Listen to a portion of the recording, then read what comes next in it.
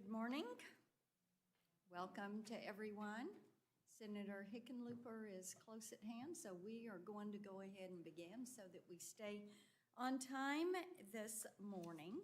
And I want to welcome each of you for being here today, and thank you. This is a hearing that we have wanted to get to, and it is an important hearing. I've heard about this issue quite a bit in Tennessee, whether it's Saturdays in Neyland Stadium to nights at the Bridgestone Arena watching the Predators, Tennesseans, and I think I can include all Americans in this, love their sports. They love cheering for their teams. Sports bring our families together. They unite people. They teach young people about teamwork, discipline, sacrifice, and fair play. And American sports are not just this nation's pastime. They're a global symbol of competition watched by hundreds of millions of people around the globe. When Americans watch their favorite sports team, they don't want to worry about the game being rigged. They don't want to worry that their favorite player missed a free throw to make an extra buck on the side. Unfortunately, though, there have recently been some high-profile examples of match fixing at the NBA and MLB. What this does is to challenge Americans' trust in the integrity of sports.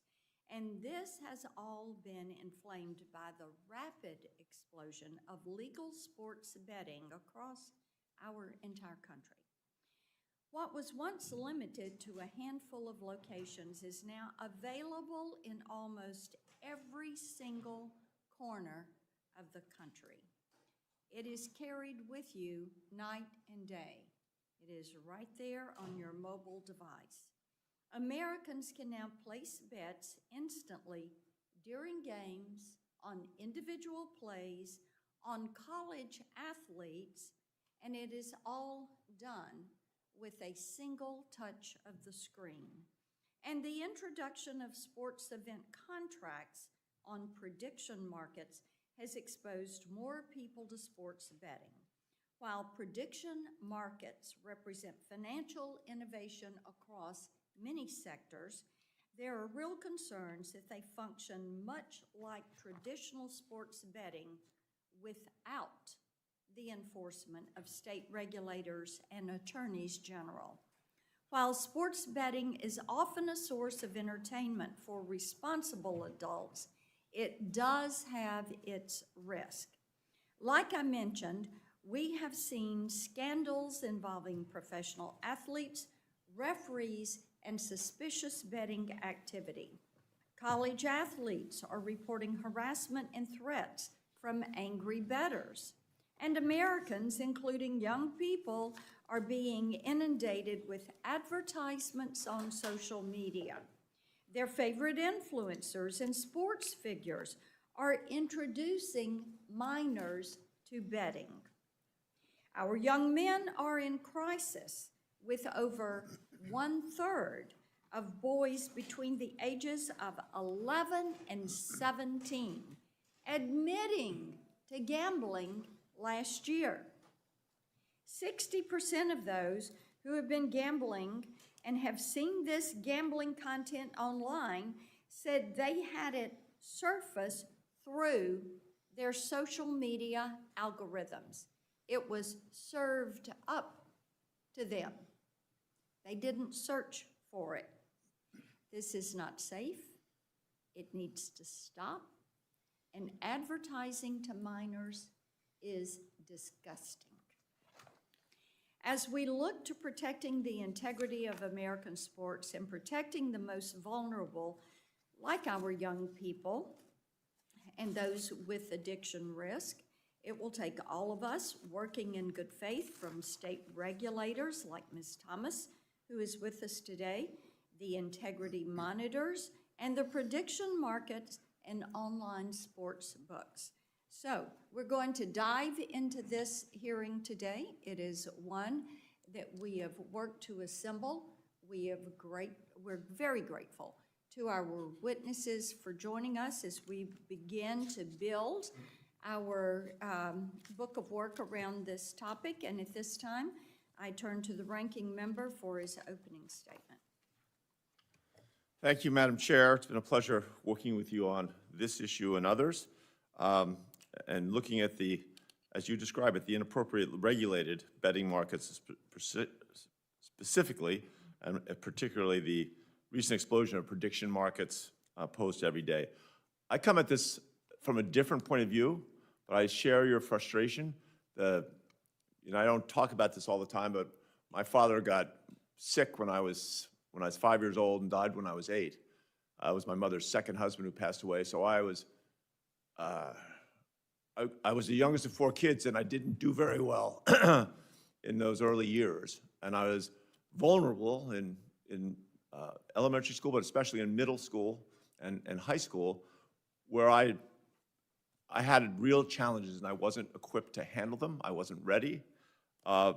If I'd been faced with this landscape, I was impulsive. I kind of was attracted, like many people, to gambling and to chance. I believe there was a beam of light coming down from heaven that was touching me.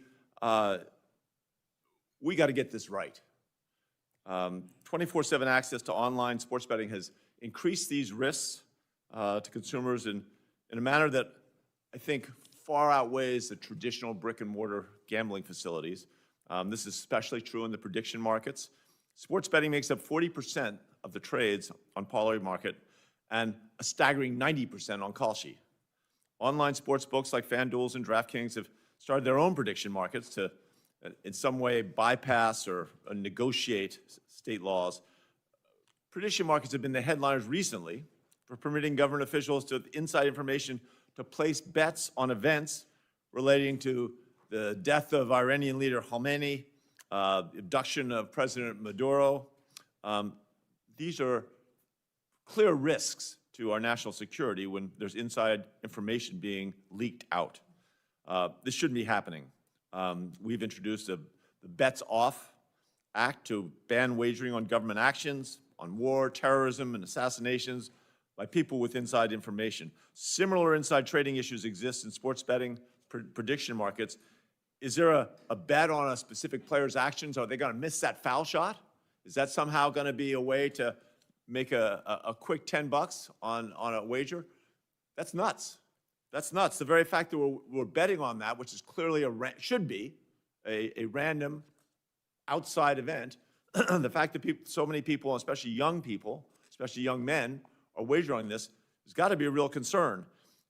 Prediction markets claim that their sports event contracts, which pose the same risk to consumers as online sports betting, they say that they're investments and not subject to state or tribal gambling laws. The CFTC, if they're not subject to those laws, then the regulator is the Commodity Futures Trading Commission. But the CFTC has literally no experience in regulating sports betting. Even worse, CFTC has failed to use the authority it does have to protect sports bettors from insider trading, market manipulation, predatory advertising, and financial instability. This workaround is merely a way for prediction markets to skirt state consumer protection laws. I think prediction markets fail to protect young people who are particularly vulnerable to gambling addiction. We have a lot of young men, especially, that are vulnerable to this, and we're doing nothing. Gambling addiction is the additional risk of being a silent illness. Unlike alcohol and drug addiction, the financial and psychological harms that come with gambling addiction are hard to see. And gamblers rarely share when they've lost. But of course, when they've won, they're telling all their friends. So there's that sense that gets translated in our virulent social media that it's great, that it's positive, it's going to be a good thing. Many states, including my home state of Colorado, prohibit sportsbooks from advertising to minors under 21, restrict advertising to those who are already struggling with gambling addiction. However, the CFTC does not currently apply the same protections to prediction markets.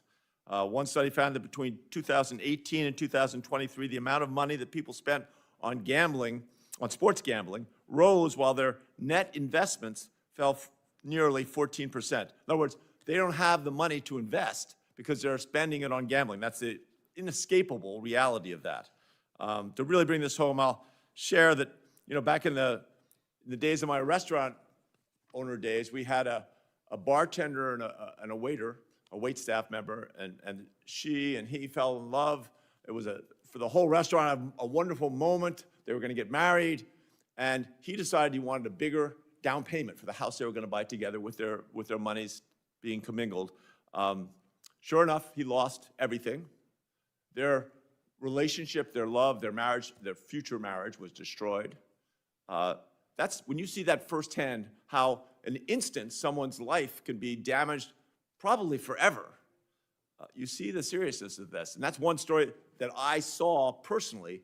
This has been happening by the thousands, the hundreds of thousands. I mean, I'm not saying, and I'm a supporter, it's a victimless crime. I'm not sure I was not in favor of sending people to prison for gambling.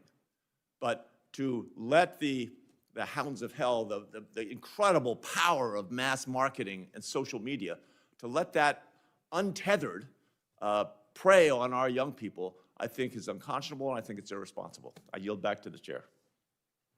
I thank the ranking member. I know that Chairman Cruz and Ranking Member Cantwell had wanted to make statements today, and we will insert them when they're able to get here. I do have 2 letters to submit for the record, and will ask to do so.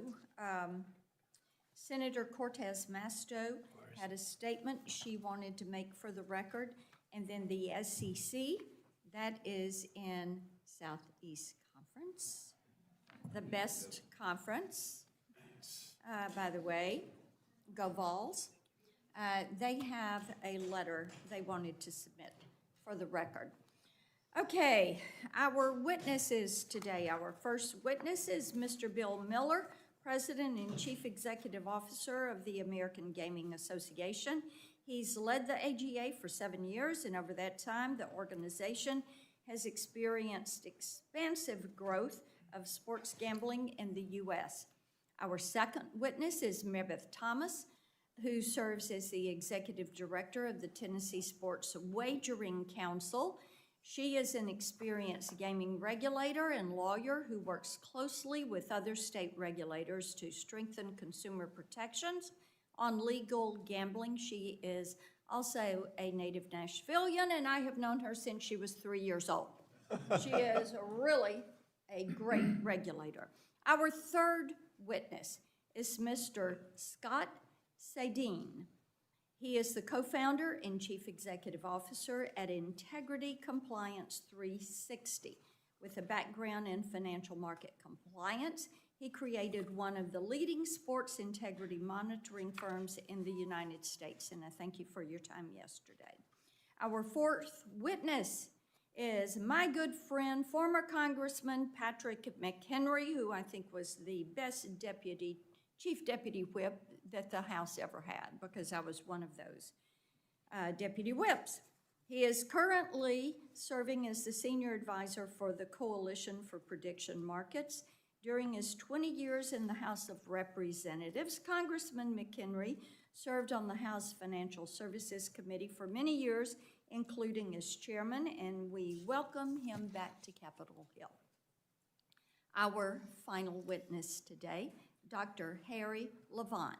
Dr. Levant is an internationally certified gambling counselor and currently serves as Director of Gambling Policy at the Public Health Advocacy Institute. He is also a recovering gambling addict himself and advocates for policies he believes will help more addicts recover and avoid relapsing. I want to welcome each of you. At this point, we will begin your time for testimony. Each of you will have 5 minutes, and then we will begin our rounds of questioning. Mr. Miller, you're recognized for 5 minutes. Thank you, Madam Chairman. Chairman Blackburn, Cruz, Ranking Members Hickenlooper, Cantwell, members of the subcommittee.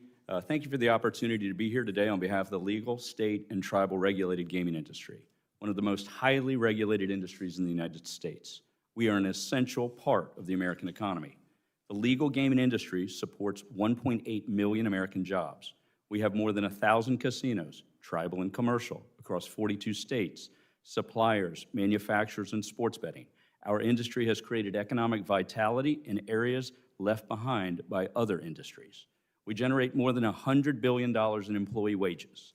We deliver $18 billion annually in state and local taxes to fund critically important community projects like education, infrastructure, and public service. The legal gaming industry, our regulators, and sports leagues are aligned on our shared mission to protect sports integrity. Together, the industry monitors, flags, and reports suspicious activities and threats to that integrity. Since PASPA was reversed in 2018, 40 states and the District of Columbia have thoroughly worked to build sports betting frameworks centered around integrity, consumer protection, responsible gaming, and accountability. Other states, like Utah, Texas, and Georgia, have chosen not to legalize sports betting. Yet there continues to be a robust offshore illegal market that provides consumers no protections while receiving about $700 billion in American bets. And now, gaming integrity frameworks are being undermined by so-called prediction markets who are evading state, local, and tribal authorities. The legal state and tribal regulated gaming market has proven safeguards. More than 8,400 state and tribal regulators who oversee our industry. Licensed sportsbooks operate under strict rules regarding age verification, AML compliance, geolocation, integrity monitoring, responsible gaming, advertising standards, and flagging suspicious activity. Prediction markets, they don't comply with most of these important regulatory protections, and they allow 18-year-old teenagers to bet on sports. And although a vast majority of their business is in the sports space, prediction markets have also drawn attention for offering death markets and other odious bets that threaten our national security. We market ourselves accurately. We're part of the entertainment economy. These so-called prediction markets are deceptively calling sports betting financial contracts and investing. Despite messaging designed to beguile policymakers and the public, they are increasingly being exposed as backdoor sports betting operations. We know it, they know it, and the American people know it. As Senator Hickenlooper said, now nearly 90% of Kalshi's wagers revolve around sports betting. They advertise it themselves. Sports betting, legal in all 50 states. A bipartisan coalition of 41 state attorneys general agree. So-called sports events contracts are actually sports betting, and the states must regulate them. We believe that prediction markets are evading state and tribal authorities and has cost those states and tribal authorities close to $1 billion in lost tax revenue that would otherwise go to social services. In closing, so-called prediction market platforms jeopardize the integrity of sports. States, tribes, regulators, leagues, and operators are working together to improve consumer protections, to reinforce responsible gaming. Our process protects the integrity of sports. Why the prediction markets don't want to play by these rules? It's for them to explain. The CFTC was created to regulate markets critical to the functioning of the nation's economy, not to regulate Monday Night Football. In 2024, Kalshi stated this in federal court. As the legislative history directly confirms, Congress did not want sports betting to be conducted on derivative markets. And just a few months later, they were offering an overwhelming menu of sports bets, from the NFL playoffs to the Super Bowl to March Madness. Prediction markets, aided by a rogue CFTC, are making a mockery of congressional intent. The prediction markets are running national sports books, and it's time to hold them accountable in the same way we are. Thank you for having us here today, and look forward to our conversation. Ms. Thomas, you're recognized for 5 minutes. Chairman Blackburn, Ranking Member Hickenlooper, and members of the subcommittee, it is an honor to be here today, especially in front of my U.S. Senator. Thank you for the opportunity to speak on the Tennessee Sports Gaming Act and the priorities in place that we have to protect consumers and to regulate previously unlicensed sports wagering activity through formal oversight. In Tennessee, it is a taxable privilege to offer sports wagering pursuant to a license issued by our council. Since sports betting went live in 2020, Tennessee has collected close to $450 million in privilege taxes from licensed sportsbooks, with 5% of that, or close to $23 million, dedicated to problem gambling prevention and treatment. Tennessee recognizes that gambling is risky and can become problematic for some players if the right procedures are not enforced. To that end, our law prohibits individuals under the age of 21 from wagering. It requires sportsbooks to make available and enforce exclusionary measures for those who do not wish to access gaming platforms or receive marketing materials.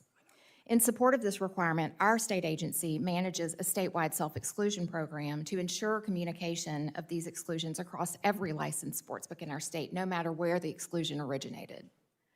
Our law prohibits credit card deposits and the extension of credit, and requires sportsbooks to provide the ability for players to set limits on time and money deposited. After all, sports betting in Tennessee is viewed as a form of entertainment for adults, not a way for college kids to pay the rent.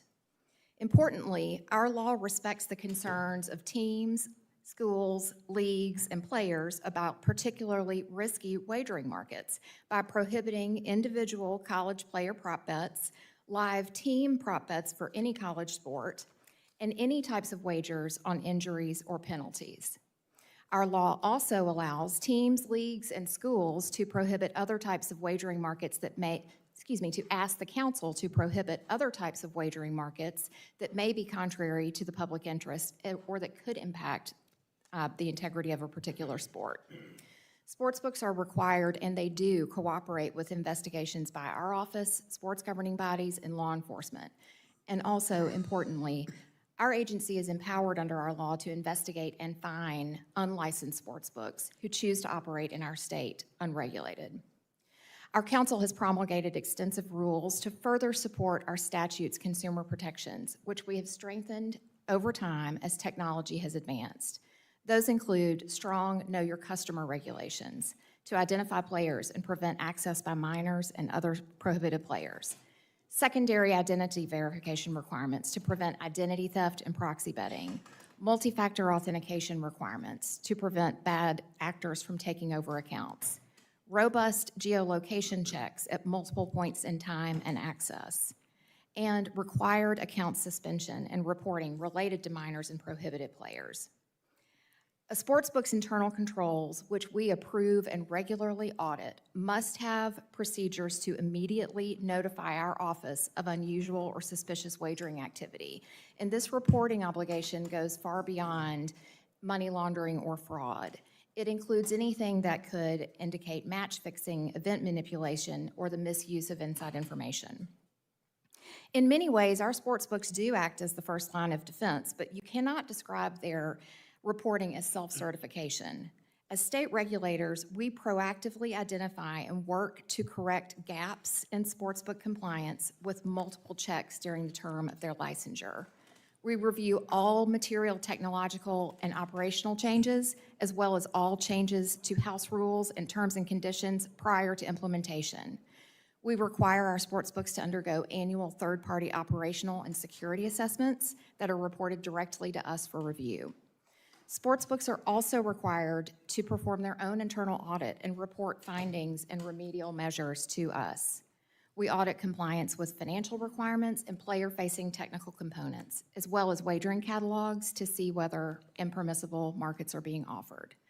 We review incident reports related to operational issues, which helps us not only ensure compliance, but helps keep us up to date on issues that we might hear from a player, because we also serve as the resource for the resolution of all player complaints in Tennessee. Although it may seem like there has been a growth of cases regarding athlete manipulation or information sharing, my experience has been that legal and regulated sports betting has greatly increased the volume of data available, which has led to a higher number of incidents being reported and addressed. Any criminal behavior can be difficult to completely prevent, but it can often be detected, investigated, and enforced with the right tools and collaboration. Thank you very much. Mr. Sadin, recognized. Thank you, Chairman Blackburn, Ranking Member Hickenlooper, and members of the subcommittee. Thank you for the opportunity to appear before you today. My name is Scott Sadin, and I'm the co-founder and co-CEO of Integrity Compliance 360, known as IC360. We are a regulatory technology and compliance services firm specializing in comprehensive integrity solutions for stakeholders across sports, sports betting, and prediction markets. We work closely with both collegiate and professional sports leagues, licensed sports betting operators, prediction market exchanges, state regulators, and law enforcement across the United States and abroad. In these few minutes, I want to highlight two core principles I believe about today's existing integrity monitoring ecosystem.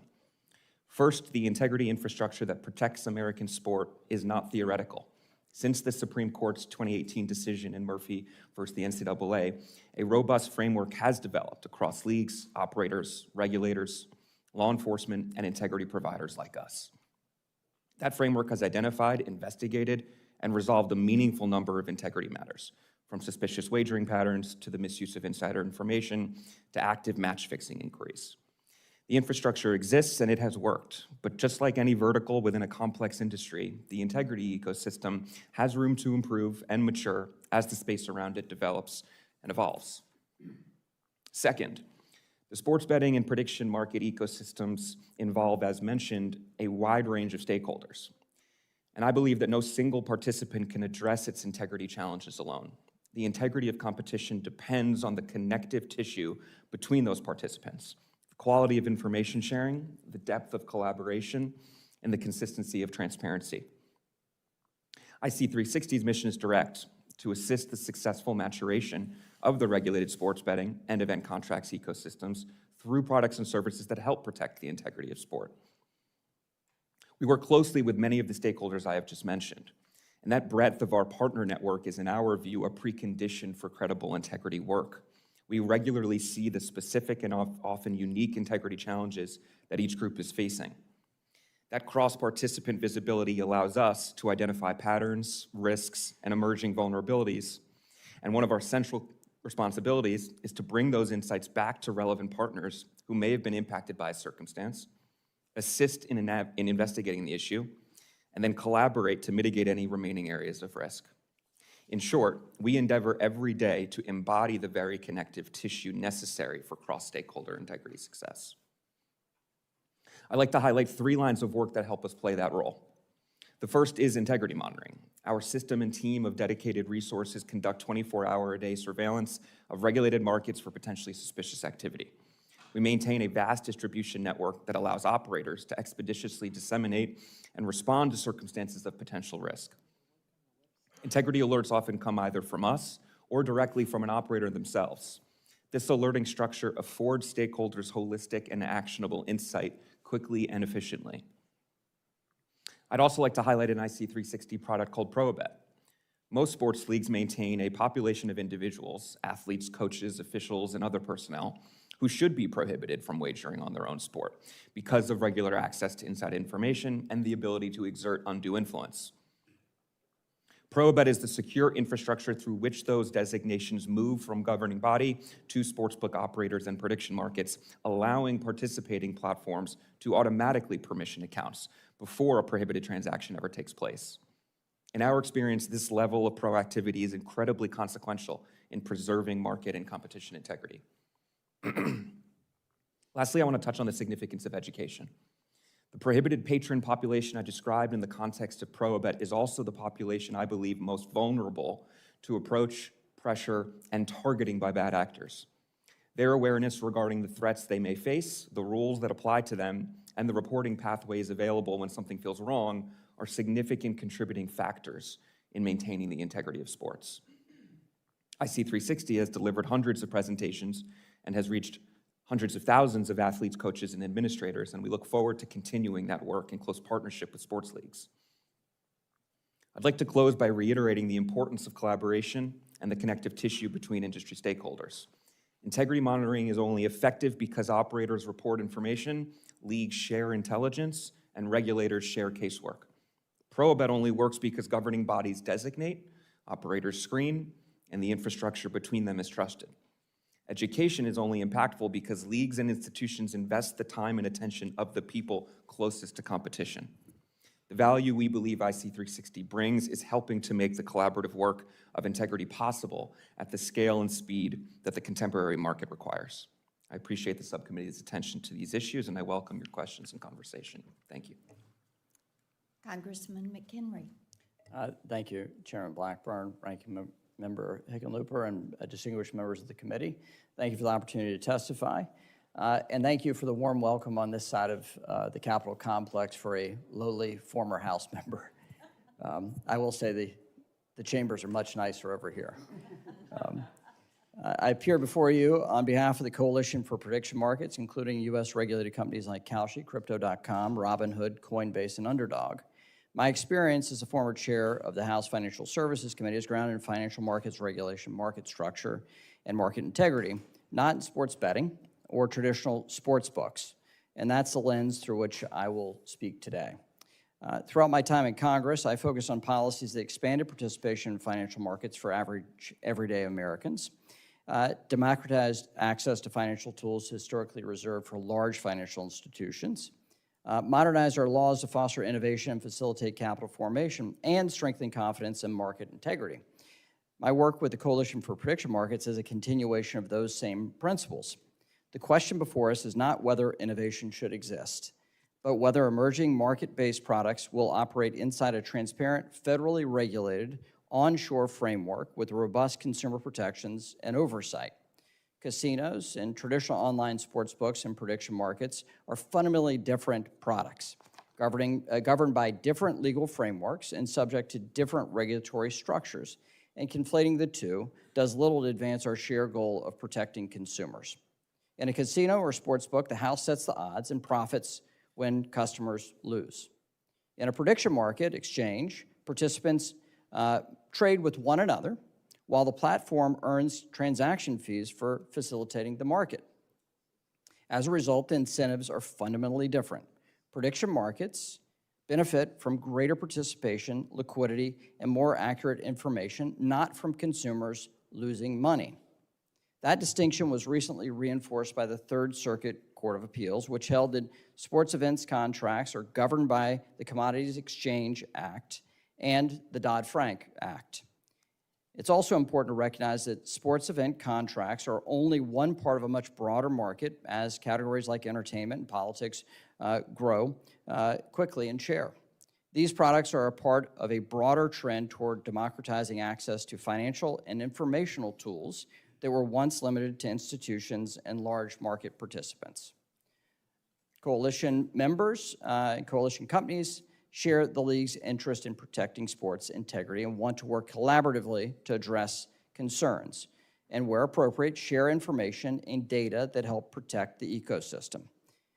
Customers must trust that suspicious activity will be identified and addressed appropriately.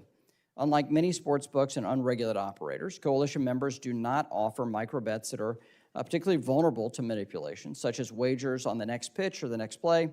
Notably, the sports integrity scandals that have made headlines in recent days and recent years and recent days involving the NBA and MLB players using insider information and compromised game outcomes occurred on traditional online sports books, not on prediction markets exchanges. Coalition members are federally regulated and overseen by the CFTC and operate under extensive compliance obligations, including real-time surveillance, trade reporting requirements, Bank Secrecy Act compliance, know your customer and anti-money laundering controls, and comprehensive rulebooks reviewed by federal regulators. They have extensive monitoring that is ongoing, and regulated prediction markets prohibit trading not only by individuals with material non-public information, but also by anyone capable of influencing the outcome of a contract, including players, coaches, referees, league employees, and even members of Congress on political contracts. Protections that frankly go well beyond federal securities laws requirements and beyond standards applied to traditional sports books as well. Importantly, customers on our platforms are also subject to uniform federal protections that apply nationwide, exceeding the consumer protections of casinos and sportsbooks, which are governed by a patchwork of state laws. While not the focus of this hearing, coalition members also share concerns about contracts tied to war, assassination, and acts of violence, and those are proliferating in unregulated platforms. And we share the interest of that those are not in the public interest. These kinds of contracts are already prohibited under U.S. law. And welcome your questions today on the ways that we can enhance market integrity, protect the integrity of sports, and consumer protection writ large. I yield back. Dr. Levant? Good morning. Chairman Blackburn, Ranking Member Hickenlooper, members of the subcommittee. Thank you for the privilege of testifying today and the privilege of joining this panel of distinguished witnesses. Before I begin, take just a moment, Chairman Blackburn, and extend my thanks to you. Specifically, it was December of 2024 when I testified before the Senate Judiciary Committee. And following that hearing, you and I had a brief exchange in which you said to me, I am going to remain involved in this issue to protect children and families. You have been a person of your word. The people of Tennessee benefit from that, and frankly, the people and families of America benefit from you remaining involved in this important issue. I thank you for that. During that same conversation, I was joined by Senator Durbin, Senator Blumenthal, and I believe it was Senator Tillis, all expressing similar feelings. This is not a Republican issue or a Democrat issue. This is a human issue regarding an addiction crisis that needs to be addressed and prevented. I am a gambling addict in recovery. I made my last bet on April 27th, 2014, and survived a near suicide attempt that same night. I made my first bet when I was 15 years old and went to the casino for the first time when I was 16. I never had a healthy relationship with gambling, but it would take 30 years till I fully understood that. It was in 2013 that my world was collapsing, much like Senator Hickenlooper described someone he knew, and I reached for my drug of choice, which was gambling. And I annihilated myself and everything in my wake. I went through all of my money, all money I could borrow, and eventually all money I could steal. And on February 13th, 2015, I stood in a courtroom in Philadelphia, Pennsylvania. Not unusual for me since I'd been a lawyer for almost 25 years, but on this day, I stood in that courtroom as a defendant. And I pled guilty to 13 financial felonies, all related to my gambling addiction. And during my sentencing hearing, I made a vow.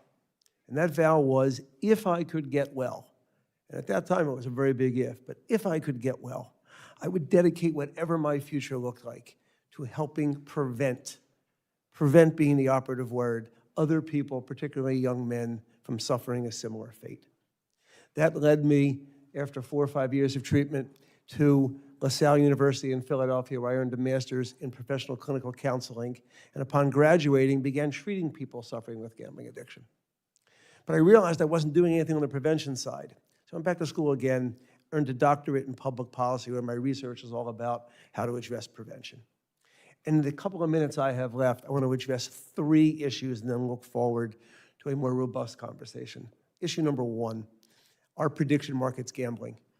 Most certainly, yes, when it comes to sports contracts. And there's 2 simple reasons why. First, meets the very basic definition of gambling, which is defined as betting or staking something of value with consciousness of risk and hope of gain on the outcome of a game, contest, or an uncertain event whose result may be determined by chance or accident. That's gambling. That's what prediction markets do. Next, to the end user, American public, there's absolutely no discernible difference. They are gambling. Most importantly, the prediction market companies themselves have acknowledged it is gambling. And I'll quote that later on. I want to move forward, though, to integrity and offer to this committee a broader definition of integrity. Integrity isn't just, can the American people trust the result of the Cubs-Cardinals game? Each of us now have to make that decision for ourselves because sports have sold their integrity to the gambling industry. There's a much broader issue here, which is how the sports leagues, including the NCAA, the owners, the players, have partnered for enormous financial gain in the billions with the gambling industry and prediction markets to sell their real-time data to the gambling industry to create something called micro-betting and its close cousins, same-game parlays and prop bets. This is what is crushing people and families, particularly young men. It is called micro-betting, and I'm here today to talk to you about it because I'm also here to issue you a warning. If the Senate doesn't do something, if the Congress doesn't do something, our friends at the NFL have just in the last 3 months announced in partnership with their partners, a company called Genius Sports, the launch of a brand new product called BetVision, which they describe, and I quote, as an immersive, intelligent, interactive tool to convert traditional fans into high-engagement in-play bettors, which are significantly more profitable for Genius and for our sportsbook partners. They have their eyes on us and our children to convert into in-game micro-bettors. It is fundamentally dangerous. I look forward to speaking in more detail about it. Thank you.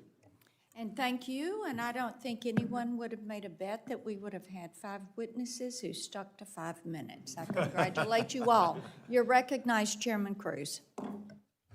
Well, I think that bet may have been on the prediction markets. Good morning. Americans love sports.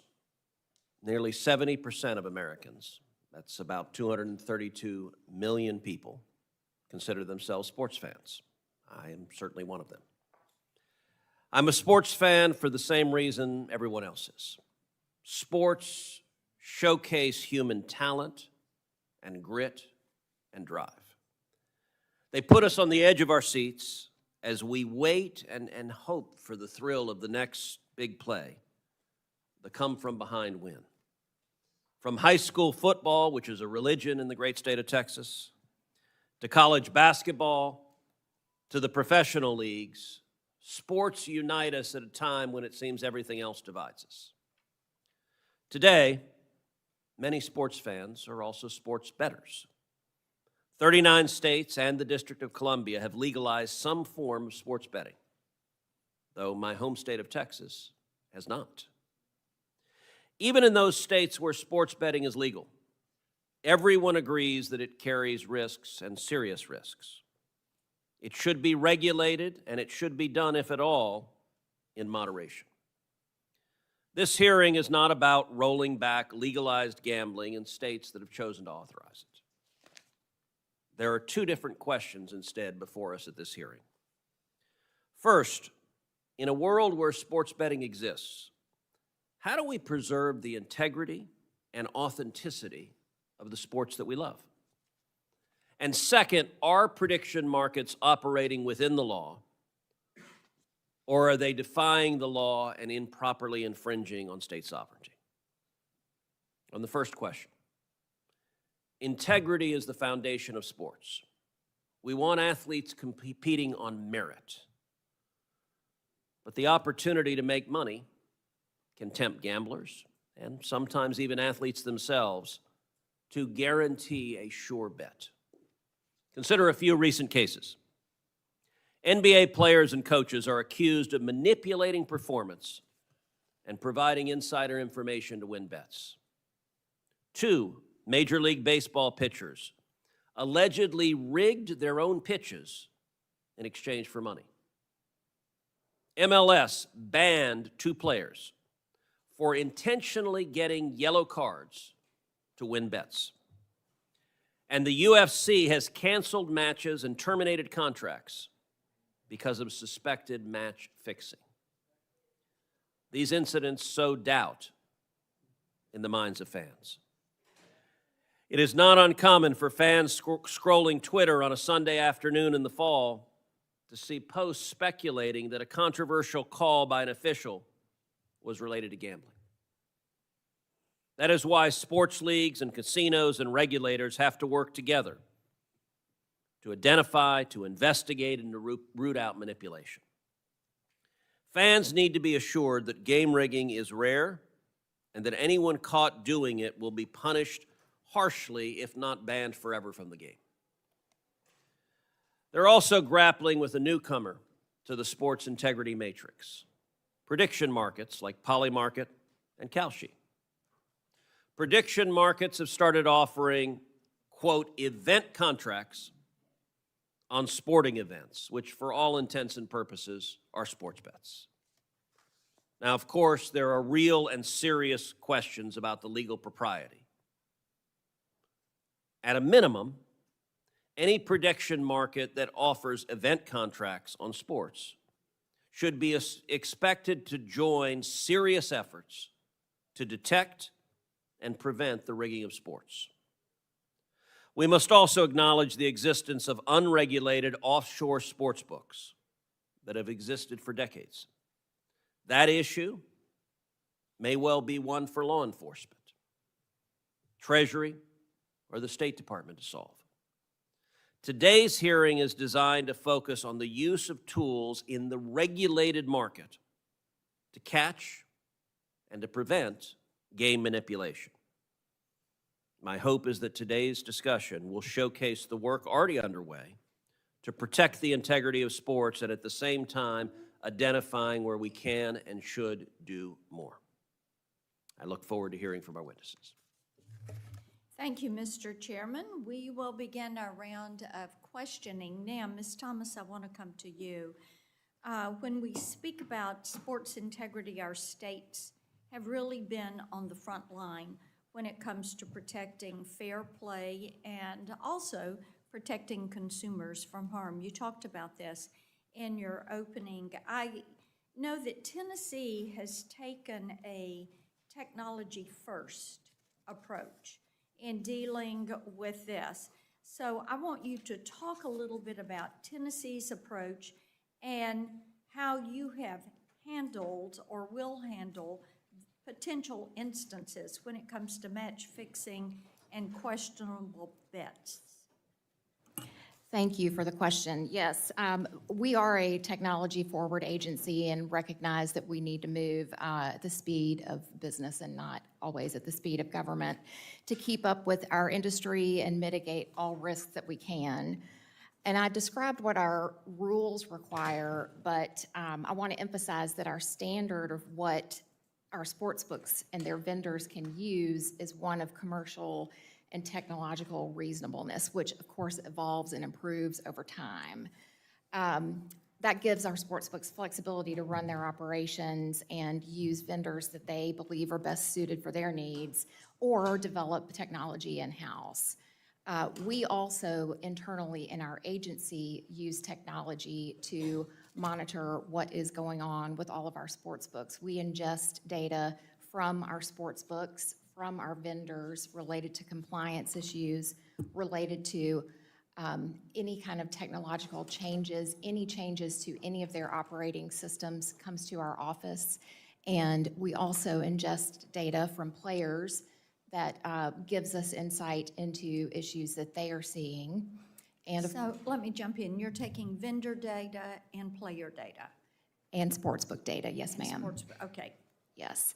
And then we're able to use that data to look at patterns of what might be happening with compliance areas. Now, with integrity issues, that may be a way that we identify integrity issues, but we also have back office access to all of our sportsbooks platforms, so we can see real-time account level data. We can also see their integrity providers like IC360 and IBIA. We can see their platforms, and so we can see what's being reported by those sportsbooks in real time and how others are responding. We also have a platform access to geolocation data, so we can see wagering geolocation pings when deposits are made, when wagering activity takes place, when odd movements happen, or differences in geographical locations and wagers that are taking place.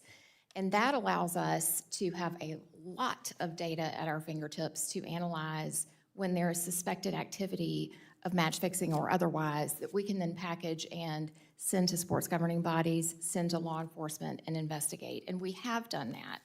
I want to make sure I get my numbers straight, but as of May 14th, we had investigated 25 potential integrity cases where suspicious wagering activity occurred in Tennessee that could have indicated the use of inside information.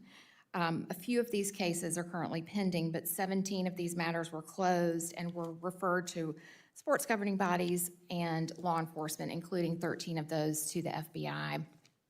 And where an integrity matter is not criminally referred, it is because we identified that it was just somebody had Great. a good day. Thank you. Mr. Miller, do your members advertise to youth? We do not. Do you advertise on social media platforms? We do have members that advertise on social media platforms, yes. And you consider that is not advertising to youth?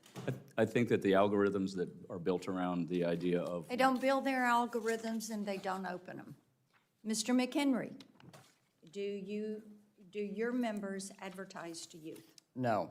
Do And you advertise on social media platforms? yes, and we welcome the additional tools. And as a parent, I laud your goals of protecting our kids online. We want enhanced tools so we why can are make you sure on that. those platforms?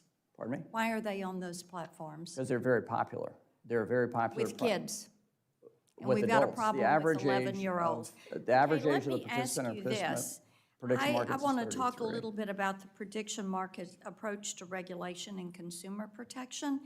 And let's go to a LinkedIn post that Kalshi CEO Mansour wrote about the company taking a regulatory first approach, his term, to accelerate growth. And I agree that innovators need light touch rules, and prediction markets are a great place for innovation. We realize that. I think that it is important that we take action to make certain these marketplaces are going to be safe. So talk for a moment about how your association is approaching consumer protections and what you are going to do to be certain that you're not on these platforms where children are the primary user of these platforms. Yes, and thank you. And thank you for your leadership on protecting our kids online. As a parent, I share your goals. I very much share your goals. Our coalition members adhere to best practices on advertising. There's a complete ban of anyone under 18 from touching these products. We understand there's a conversation about the age requirements for prediction markets. We welcome that conversation. But to be clear, these financial products, just like securities, are available to 18 and older. 97% of our users of the volume on prediction markets are over 21. The average age is 33. The goal is to get customers that will be repeat customers that are interested in participating, but not targeting kids. And every enhanced tool that we can take and our members companies can take to ensure that under 18 don't even see our advertising online is a very important mark that we take and undertake, but we lack fully the tools necessary to block that. Our member companies will take enhanced surveillance of those that they think may be using their parent or someone else's phone. We take extra effort to make sure that they don't have that access, and we follow the best tools that are available to make sure that we know if anyone has any touch points to the leagues or the folks that we view as insiders, and they're banned from using our products. Full ban, they can't even trade. And that is an undertaking that's very different than the rest of the ecosystem. Okay, thank you for that. Dr. Levant, I can tell you want to respond to that, but as a courtesy to my colleagues, I'm going to come back to you for that response. Senator Hickenlooper, you're recognized. Thank you, Madam Chair. Thank all of you for coming. And Dr. Levant, I particularly think your life experience is relevant and real. Mr. McHenry, and thank you for your service. You bring a reputation from the House, but I think you need to be very careful of how you're using that. I think prediction markets, largely advertise themselves as financially life-changing tools for average people that can allow users to earn money through their prediction accuracy. Now, one example I can give you, Kalshi partnered with a young woman on TikTok who said, so this is a partnership, who said that she struggled to pay her rent. But by placing bets on Kalshi, she was able to win enough to cover her rent for 2 years. Now, I know you're welcoming conversations, but do you think that's responsible? To hold that up as a model for people that are having trouble making their rent, that they should go on to prediction markets because they're going to be better at predicting what is clearly a random occurrence? These contracts are not fully random. And these contracts They're not fully random, but if it's if there's no inside information, they are largely random. The predictive capacity and the specifics of the case you raise, I'm unaware of. This is a Well, I'm telling you, two-sided- now you're aware of it, and this isn't a case of What I don't- some random person. This is a business partnership with the people that are paying your consulting fee. So thank you for, I will attempt to answer your question, which is, these are two-sided markets established by peer-to-peer. I get that. I'm talking about what the incentive that advertising plays in these types of markets. Let's move on. I think I look at the age issue as every bit as important as encouraging people that are struggling to make ends meet. I think it's specifically dangerous for minors to get into sports betting, and especially on prediction markets. That's why almost all the states say it's 21, not 18, but 21. Prediction markets let users as young as 18 bet on sports, but they also market their products to younger, more vulnerable audiences who are, in many cases, adept at getting around the platform precautions. There have been reports that Kalshi has been using young social media influencers as young as 15 years old to promote its platform to young consumers. Is that true? Not to my awareness. And you wouldn't sanction that? Young 15-year-old influencers saying why these prediction markets are useful and a valuable investment of the risk of their money. I wouldn't condone anyone using TikTok, but that's a separate matter. Yeah, let's put it this way. Does Kalshi have any age restrictions at all on the influencers that it works with, basically hires, in order to influence the market that or the audience that it markets to? They're one of the member companies for the prediction markets. I can direct you to them answering that specific question. No, I'm talking about Kalshi. I don't want to go through the rigmarole. I mean, you're saying we're open to the conversation. Why isn't these prediction markets, why isn't Kalshi out in front and picking out these issues and saying, all right, we're going to deal with this, and here's how we're going to, 1, 2, 3. We just shouldn't have to go through hearings and slow it down. Every day that they can stall, they're going to make more money. I get that. But that means all the more, if you want to be the responsible supporter, you need to help them get out in front of this. Well, they are, and our members are. These are onshore regulated by the CFTC, and they comply with federal law and the regulations, and they've complied with all the court cases. But the CFTC, we know, is inexperienced, doesn't have any real regulations around sports They've been betting. doing And then this look at for minors. these They're contracts easily for 100 manipulable. I think the self-certification process is a good example.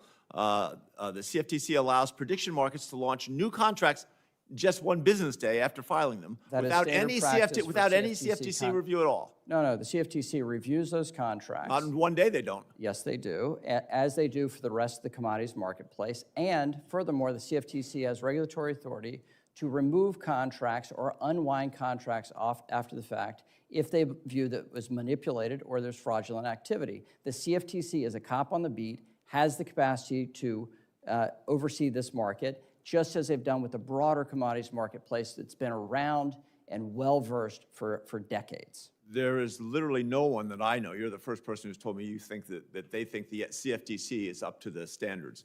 Well, Let me go. Last, say Mr. billions Miller. of dollars No, worth it's of okay. contracts. It's okay. Mr. Miller, you stated that regulated gambling benefits from the revenues they collect on taxes from gaming. Colorado collected $45 million last year. You go, it's in the billions over the last number of years if you look at all the states and the tribes. If prediction markets continue to operate as unlicensed sportsbooks, paying no taxes, is it going to reduce the resources available in Colorado? We use that for water projects and all kinds of outdoor recreation opportunities. Are those resources available to states like Colorado going to be diminished? Well, thank you for the question. Of course, what we've seen is basically a tsunami that has been created by the prediction markets in a completely unregulated manner. There's not one single person on this dais or anybody that was around during 2010 when we did Dodd-Frank that believed that we were enabling and creating the Federal Department of Gambling. So yes, they are absolutely not competent to handle this, and two, they are absolutely hurting tribes and states financially. Thank you. I yield to the chair. Senator Curtis? Thank you. Mr. McHenry, I'm conflicted whether I call you chairman, congressman, speaker. but I will tell you, it is a delight to see you again, and really enjoyed serving with you. If I'm honest, even a couple of months ago, I would not have been able to tell you what a prediction market was. And so could you help me just, like in one sentence, to the man and woman back in Utah, what is a prediction market, just like in one sentence? It is an open exchange. It is under a commodities regulation called a swap. You have folks that have a contract. Some say yes, some say no, and they determine it. The marketplace, the consumers, and the participants determine what is the ratio on the contract, the likelihood of something happening. And what's exactly happening when a purchase, event contract is purchased? Just very, very, like, for the people on the ground who don't understand the technicalities of this, tell me exactly what's happening. The easiest thing for me to explain is in the political setting, right? In the political setting is John, Jane, or Joe going to win the election. And after the election, the contract is certified based off of information on whether or not that happened, and then people are paid out based off the ratio of that final contract. Okay, if I were hearing that back in Utah, I would say, I think something might happen, I'm gonna put money down on it, and I have the chance of either making more money or losing money on that. Is that accurate? Yes, and it's an uncertain outcome, just like whether or not you're going to have a crop that comes in this fall or not, based off of weather and unpredictable events along the way. So if I'm talking to these folks back home in a town hall meeting, they're going to say to me, tell me how that is not gambling, right? It seems to meet every definition of gambling. Well, this has, I understand how that is viewed. When grain futures came to fruition over 100 years ago, it was viewed much the same.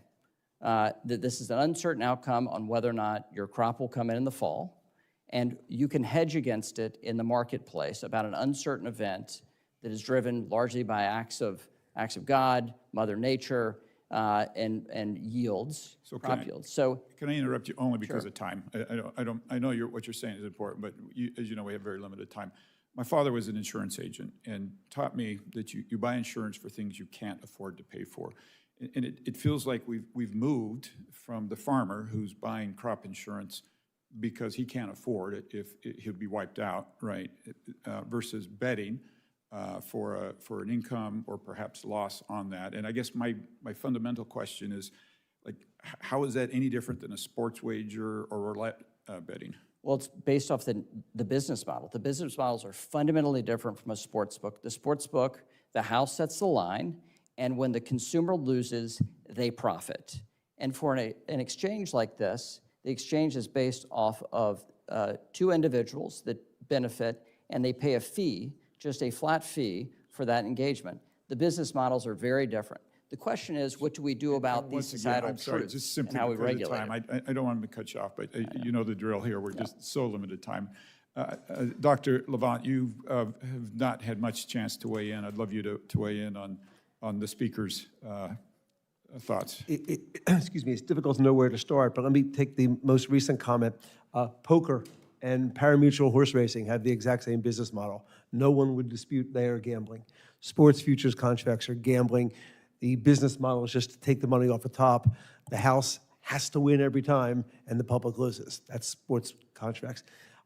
The other part I want to address is I would have used tsunami, but Mr. Miller used it. I'll use avalanche of unregulated advertising on social media. I've, over the last year, spoken in 6 prep schools in 4 different states. This is not exactly a scientific survey, but I asked the students in each of these schools at the start, how many of you know what Kalshi is? 95% of the hands go up. I ask how many of you know what a same-game parlay is? 95% of the hands in the room go up. And it's Doctor, all from social media. Yeah, and I'm going to do the same thing. Please. We're just so short on time. So, Congressman McHenry, let's just put that aside for a minute. Just overall, why do we regulate gambling, as we all know gambling, and would all agree to gambling in this room? Why is it we regulate it? Because society has determined that this is not in society, well, elected officials have determined it's not in society's interest, and therefore put weights and measures around and protections. Yeah, great. And Dr. Levant, we know you're going to agree, so I'm not even This is gonna- why we yeah. regulate it. It's a known addictive product, just like heroin. That's why we regulate it. And this is where I really want to point out the state of Utah and the state of Hawaii. We've made a conscious decision because of these impacts to not allow gambling of any kind in our state. And it won't surprise you to know, from that perspective, I see this very differently than a lot of my other colleagues. So you can see why I take a close interest whenever platforms begin offering something that feels like gambling, that talks like gambling, that smells like gambling. And several months ago, Senator Schiff and I introduced a bill. It's called the Prediction Markets Are Gambling Act, to stop the CFTC regulated exchange from offering sports betting and casino-style contracts. And quite frankly, for me, it's about preserving the state's rights and protecting our state's ability to do that. Wish I had more time. Just a real quick question for Mr. Miller. I'd like to build on that. Sure. I think this is a similar question you have. States and tribes have spent decades establishing their own approaches to gaming. Some allow it under strict regulation. Others, like Utah, choose not to allow it at all. These decisions reflect local values, consumer protections, and in many cases, significant economic interest. So help me understand this. If products that closely resemble sports betting can be offered nationwide under a federal regulatory framework, what does that mean for the ability of states and tribes to actually enforce the choices they've made? And if I can intervene, the gentleman Please. is a minute and a half over. If you'll have that submitted. Very to the good. Thank record. you. Very, very appropriate. Thank you, Thank Madam you. Chair. Yeah. Senator Baldwin. Thank you. I'll go along those same lines, Senator Curtis. The Commodity Futures Trading Commission prohibits registered entities from listing trades, agreements, contracts, transactions, or swaps that relate to gaming.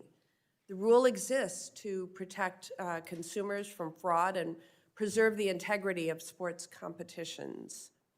I understand that the Trump administration, under the Trump administration, the commission does not intend to regulate or review prediction market platforms that offer sports betting.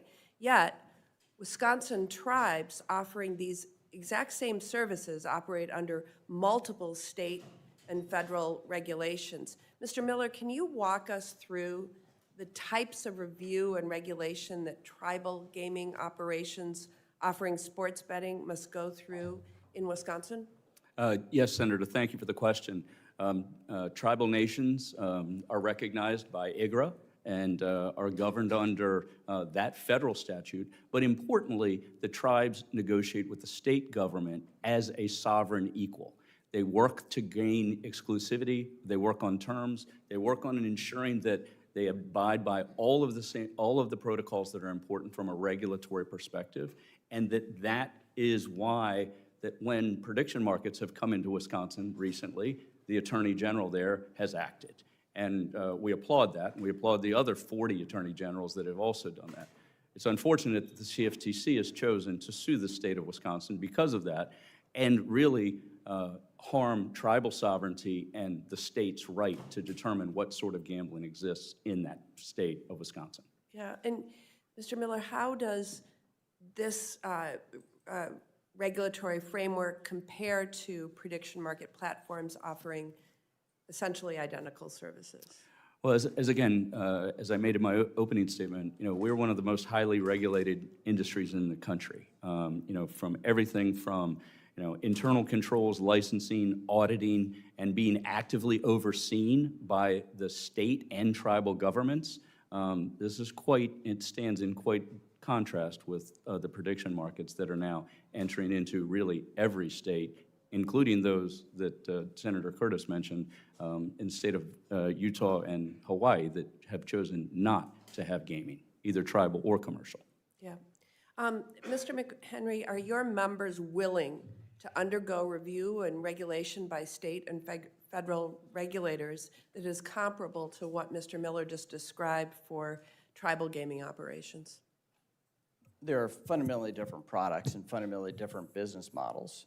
And what our member... The answer would be no? Well, if I would finish, they're willing and do submit themselves to state reviews just like everybody else regulated by the CFTC and just like every other federal financial product. And so that is similar for everything from grain futures to an event contract on who's going to win the next governor's race. And so everything in between is regulated the same. And taxes are paid at both the federal and state level as a result of those contracts as well. So the answer is no? Well, they're federally regulated. So if you wish, in our system, our federalism system, and according to the Third Circuit ruling, that these are CFTC regulated products under the Commodities Exchange Act. But your and members would Dodd-Frank. not be willing to undergo the type of review and regulation by state and federal What I would submit regulators is that is that they- comparable to tribal. What I would say is our member companies have enhanced surveillance greater than any casino and greater than any sports book in the country. We do more market surveillance. We ban users on a proactive basis rather than a reactive basis.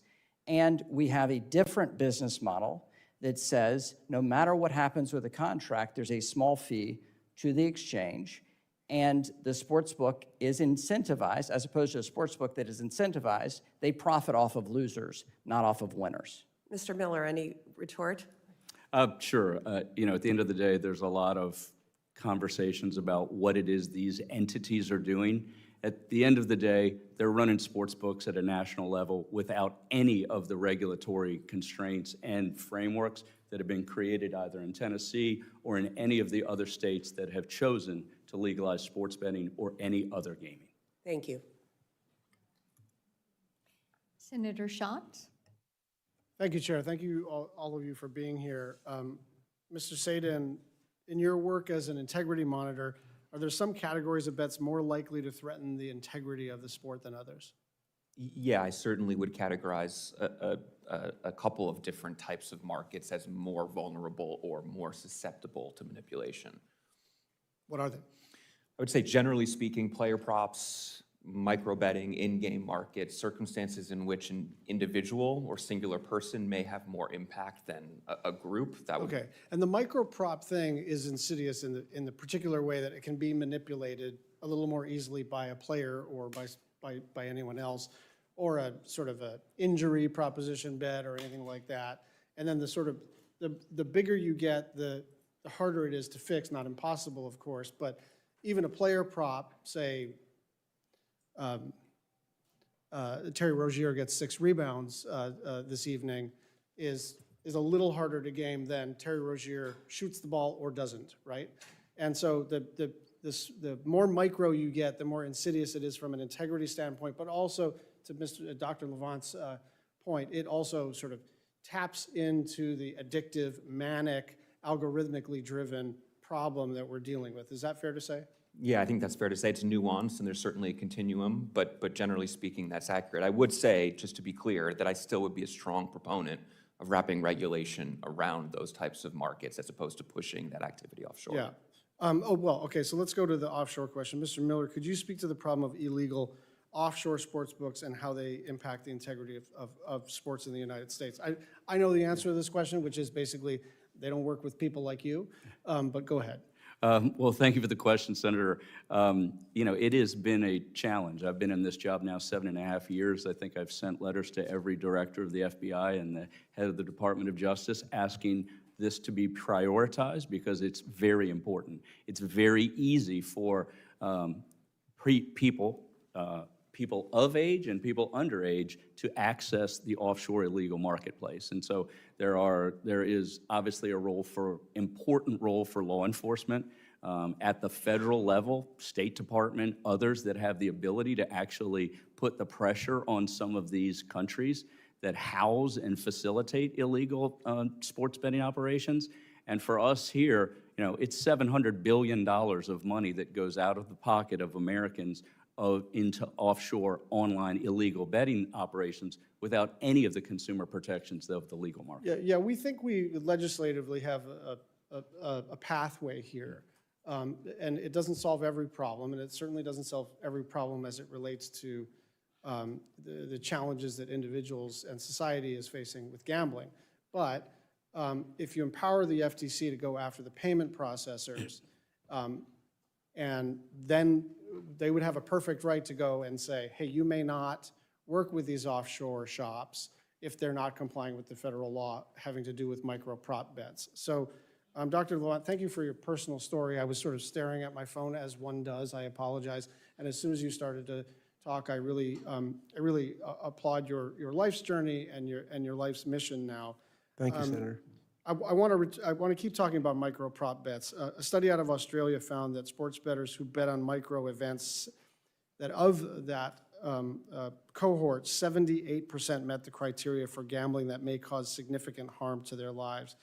Tell me about why micro prop bets are different. Senator, they are a fundamentally different, inherently dangerous, and frankly defectively designed gambling product. The human brain is not built to absorb an addictive product every 10 seconds or less. The bigger problem is the business model.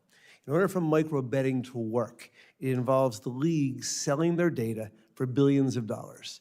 It involves technology and AI companies, sportsbooks, and now prediction markets. They all want a piece of the pie.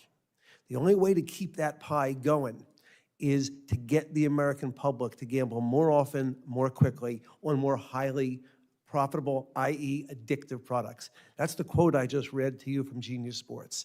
That's the business model. And this is where Congress has to come in. This is not what the American public wanted when the Murphy case was decided. We loved our sports. Sports have become the equivalent of a nonstop slot machine because of these data deals. And the only way to protect the public is at the federal level with minimum federal safety standards. Thank you, Dr. Levant. And we'll be talking to Republicans and Democrats on this committee and their staff about our legislative proposals. And again, it's not going to solve every problem, but I think this particular problem is especially acute and needs to be dealt with immediately. Senator Cruz. Thank you, Madam Chair. Prop bets are at the center of recent game rigging allegations. For instance, bettors wagered that Terry Rozier would underperform during an NBA game when Rozier took himself out of the game early, allegedly to help the bettors cash in. Other gamblers wagered that 2 Cleveland Indian pitchers would throw balls instead of strikes after the pitchers allegedly tipped off gamblers. Similar incidents have occurred in other professional leagues. Mr. Miller, 2 questions. First, are there certain prop bets that sportsbooks should not offer because of the integrity risks they pose? Senator, thank you for the question.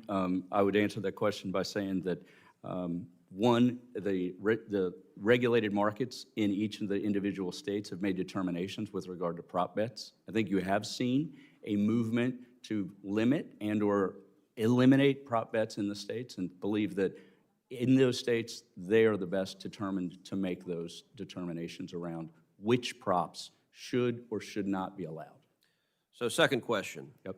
Do you agree that if a league comes to a sports book and says a bet creates an integrity risk, the sports book should not offer the bet? I do agree with that. Congressman McHenry, in a recent advisory, the CFTC suggested prediction markets should consider the input of a sports league before offering event contracts on its events. If a sports league tells a prediction market not to offer certain event contracts, such as those that resemble prop bets, should the prediction market honor that request? Yes, and they have. Over the past 5 years, several athletes have been caught manipulating their performance or giving insider information to sports gamblers. Independent integrity monitors often play a leading role in detecting this activity. When suspicious betting patterns emerge, monitors quickly circulate information among state regulators, sports books, and leagues. Mr. Sadin, you founded and lead one of these integrity monitors. Can you provide an example of how the current system has identified and caught game manipulation? Thank you for the question, Senator, and I'm happy to. I could share a couple of different examples, anonymized for obvious reasons. What I would say is that in the first circumstance, our analytical work identified what we call inverse line movement across correlated markets. Essentially what that means is first half, full game point spreads, those are correlated markets. You would expect them to move in tandem with one another. We identified a circumstance in which they were moving materially in opposite directions. We surfaced that circumstance by an alert to our broad sportsbook operator network and very promptly received feedback from about 10 to 12 different regulated sportsbook operators that said, we're also seeing pretty significant movement and potentially suspicious activity across those markets. Our system automatically parses all of that feedback and consolidates it into a report that we then surface to the appropriate state regulators, to the appropriate sports governing body, and then obviously back to the impacted sportsbook operators. That's the circumstance in which we identified something, but there are dozens, hundreds, perhaps thousands of circumstances in which operators identify directly to us a circumstance they've highlighted, and then we disseminate it out across the ecosystem. Do you have any suggestions for improving the system to make it easier to catch game manipulation? Generally speaking, I would probably refer back to my written statement, which is anything that would further collaboration, engagement, and transparency across the myriad stakeholders that operate in this space. So from an integrity monitoring perspective, I would probably urge platforms to widen the parameters in which they deem suspicious activity may have taken place for reporting purposes. For Prohibet, I think implementing a list of prohibited patrons on a proactive basis to ensure you're preventing transactions from prohibited individuals before they ever happen is crucial. And then obviously from an education standpoint, vanilla, same old training is not going to work. This is a new frontier. There are emerging vulnerabilities. There are bad actors that are constantly innovating. We need to make sure that curriculum is refreshed and constantly reinforced. There is serious disagreement about whether the CFTC can unilaterally allow prediction markets to offer sports event contracts pursuant to the Commodity Exchange Act. Many simply see prediction markets as a workaround to state gambling laws. The courts are split.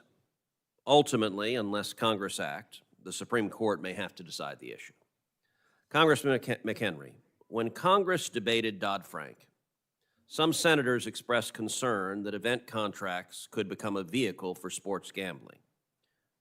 Isn't that, in fact, what has come to pass? The CFTC argues that sports event contracts fit the Commodity Exchange Act's definition of a swap because sports outcomes have economic consequences.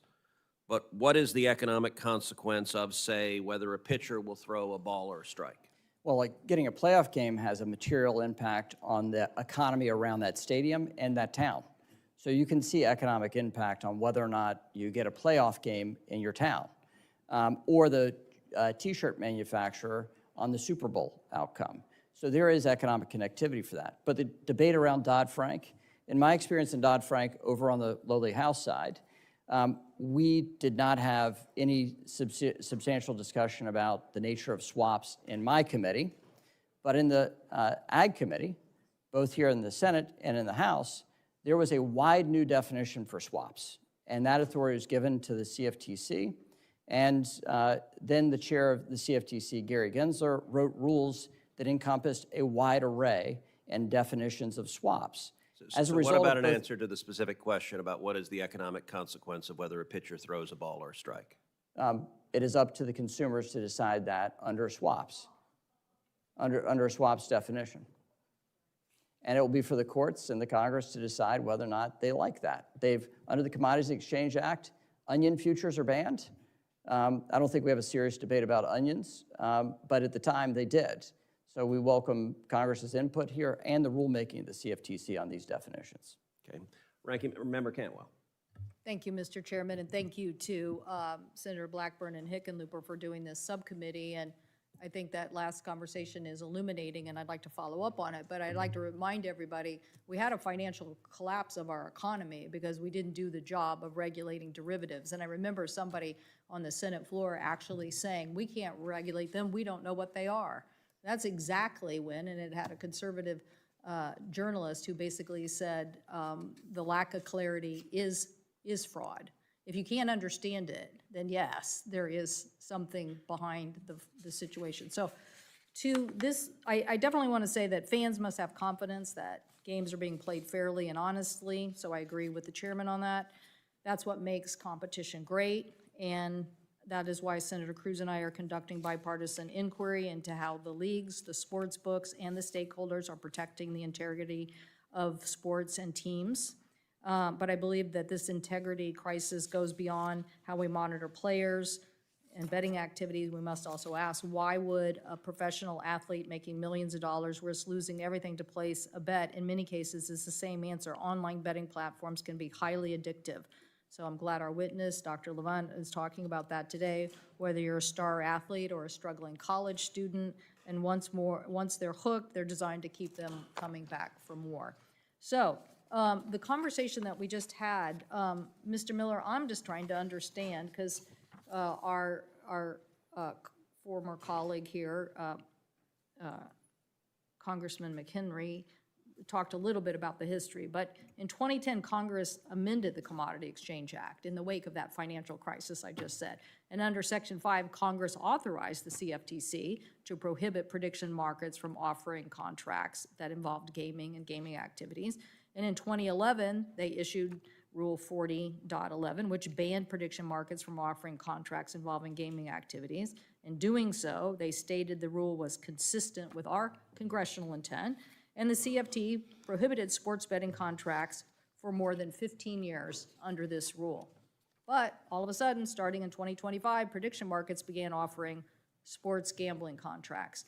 So my state wants to know why the Indian gaming associations, who basically have lived by the rules in their state and lived by the rules of a regulated entity, are now all of a sudden competing with somebody that is not a regulated entity that's basically offering the same product.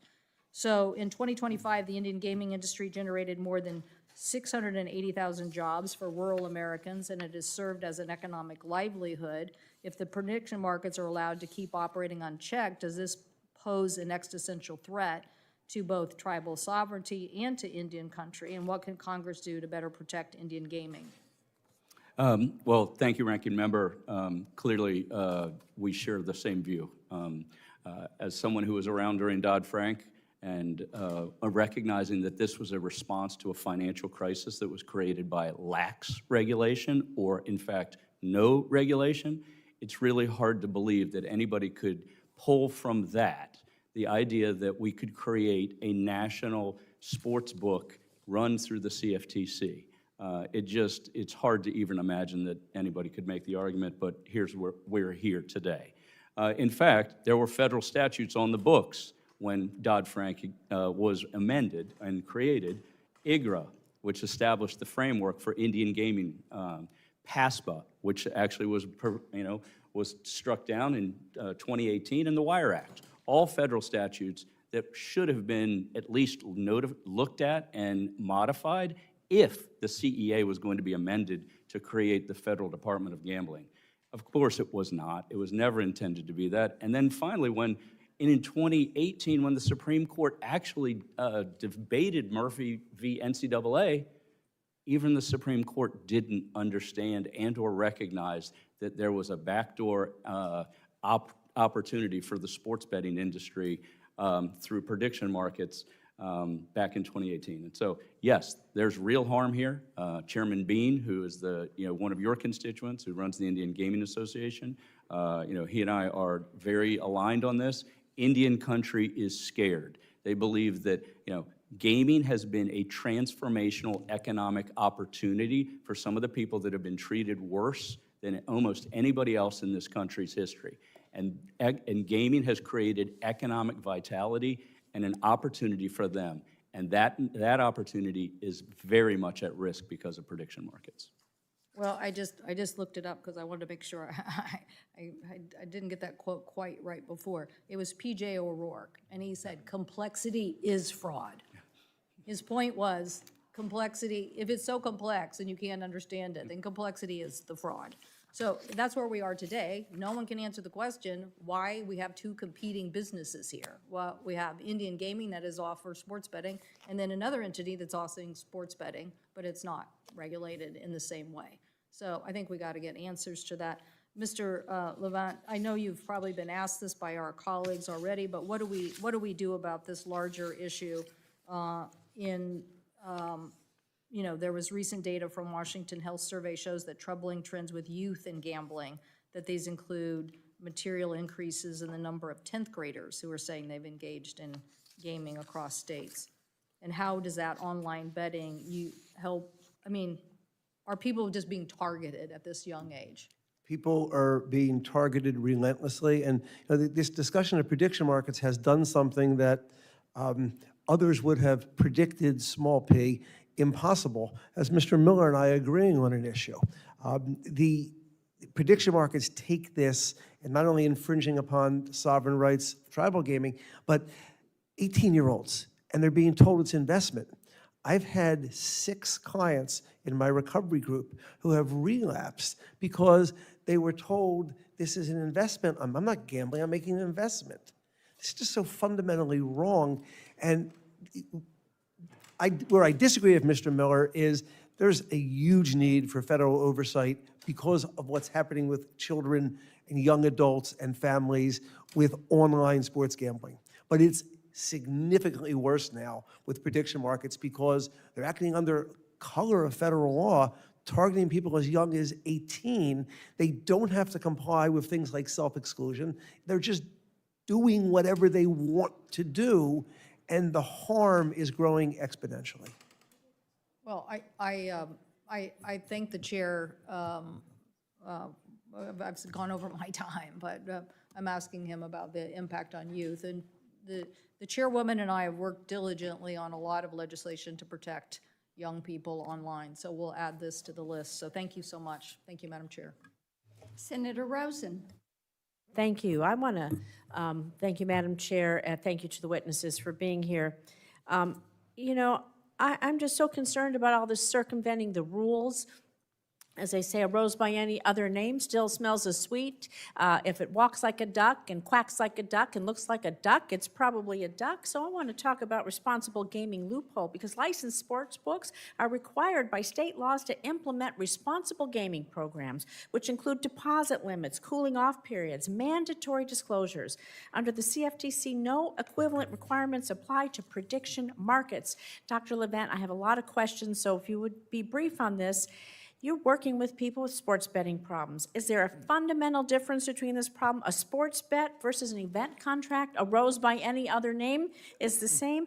And what is the risk by allowing prediction markets to circumvent meaningful, mandatory consumer protections? They're just trying to get around the rules. There's no discernible difference. In fact, people are using it as another form of gambling, and you're absolutely right, Senator. It circumvents all the rules, including rules designed to keep people safe at the state level. Completely disregards them. Thank you. I appreciate that. And I want to talk again about circumventing the rules, because most of the country has only had legalized sports betting less than 10 years. While most of the country only legalized sports betting less than 10 years ago, Nevada has a long and, of course, storied history with regulated sports betting, legalizing it nearly 100 years ago. Nevada was a pioneer, and now some of the strongest and most comprehensive state rules to promote safe and legal sports betting occur in my state of Nevada.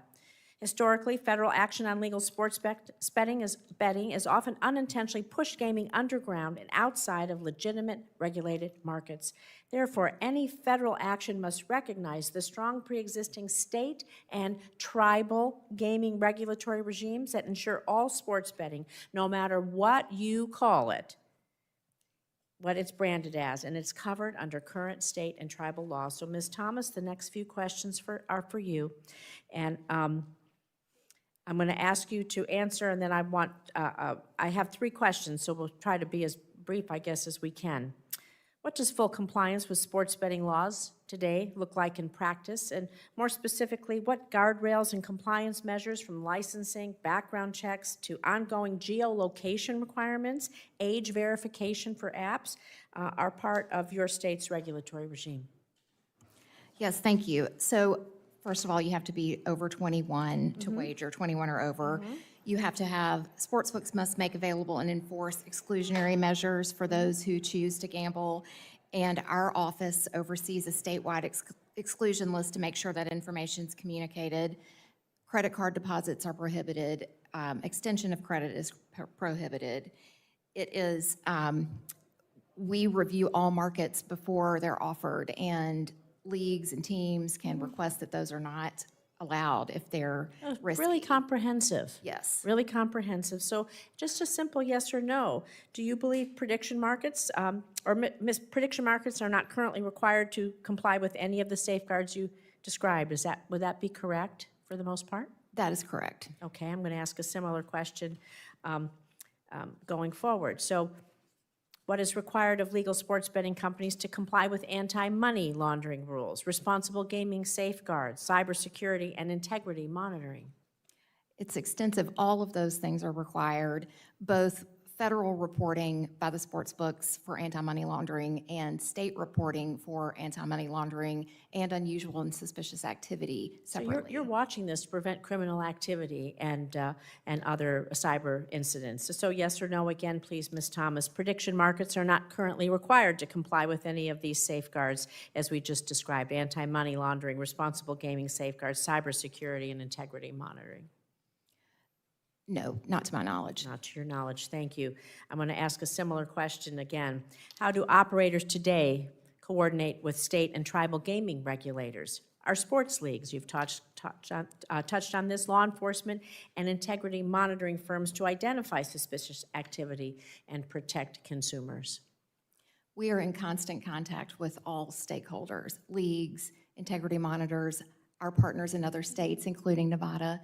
We are very close with all of our partners, and we have to be in constant communication so we can share important information. So you're very diligent in this, and so yes or no again, Ms. Thomas, prediction markets are not currently required to comply with any of these safeguards. Would that be correct to the best of your knowledge? No, yes, correct, not to the best of my knowledge. Thank you. Mr. Miller, we talked a little bit, you talked about, as Senator Cantwell touched on, gaps in compliance, particularly in our tribal communities, but both for state and tribal. You know, when products that are functioning identical to legal sports betting, they're allowed to operate completely outside of state and tribal laws and regulations. What protections, oversight mechanisms, and accountability structures do you believe they're able to circumvent? And would you say this is a fair and level playing field? Well, I think that, Senator, thank you for the question. I certainly don't believe it's a fair and level playing field.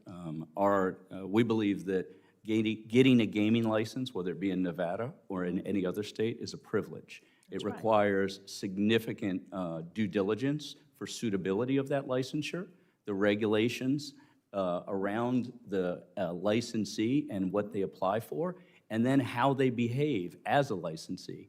We are all, as licensees, we are held to account by 8,400 regulators in the states and tribes all over this country. And I think that itself shows that the system is, it's iterative, it's continuing to get better, but the notion that somehow or another the prediction markets and the 500 people that work at the CFTC, the CFTC 500 people is less than the number of regulators in the state of Pennsylvania. Right. That somehow or another they could manage and facilitate a nationwide sports betting network is laughable.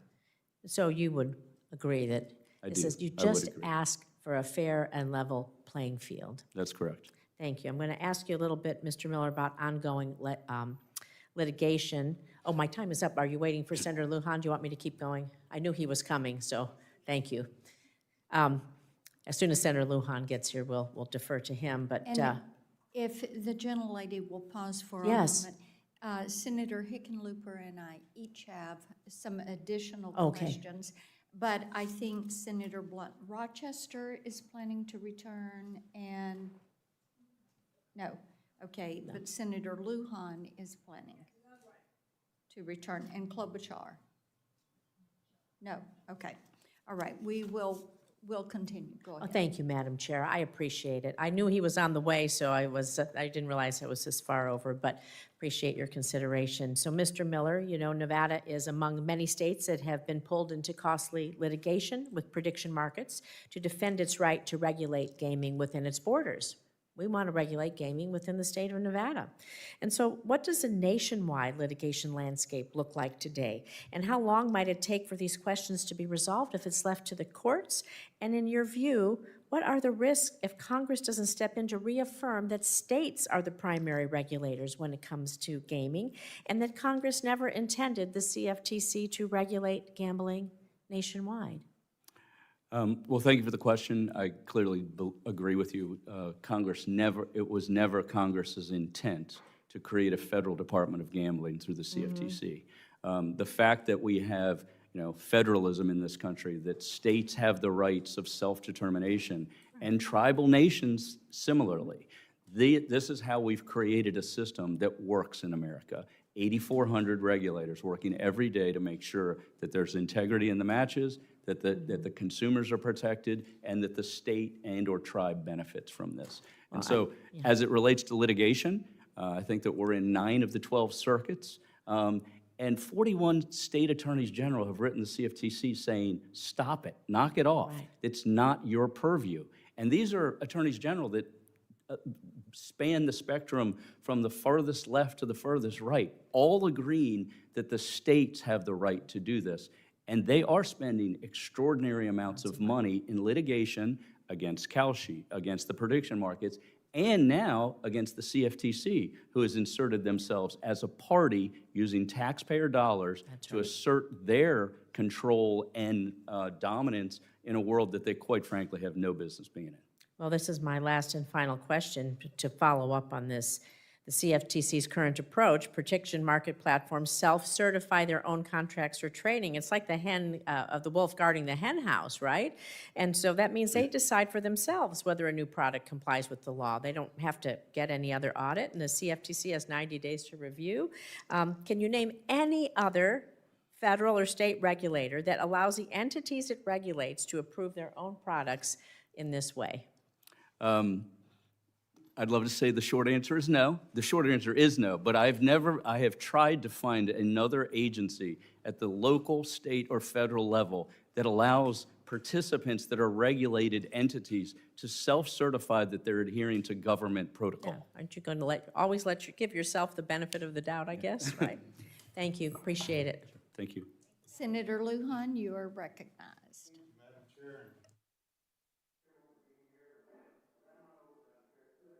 Got all my Make this hearing, so thank you.